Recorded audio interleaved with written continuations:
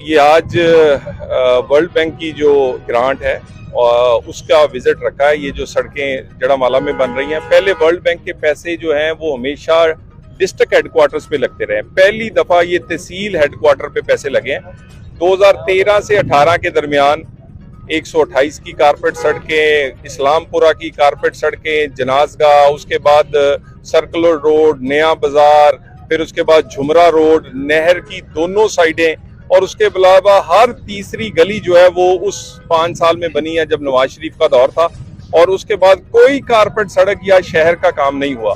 दोबारा फिर ये थोड़े महीनों का जो एक वक्त मिला है नून लीग की वफाकी हुकूमत को, वर्ल्ड बैंक की ग्रांट से कारपेट सड़कें जितनी रह गई थी, ये लाहौर रोड हो, और सबसे जो हम नहीं काम करवा सके थे वो 127 का पे था, और 127 उसके, और बाकी जो है इसमें चौक है, और सीवरेज का सबसे बड़ा एक प्रॉब्लम है इस हमारे जड़ावाला शहर का।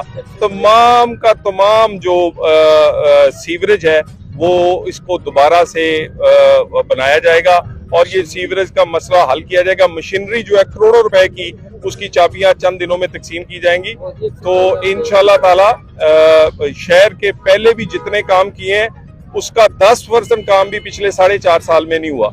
और इंशाल्लाह ये नून लीग की या हमारी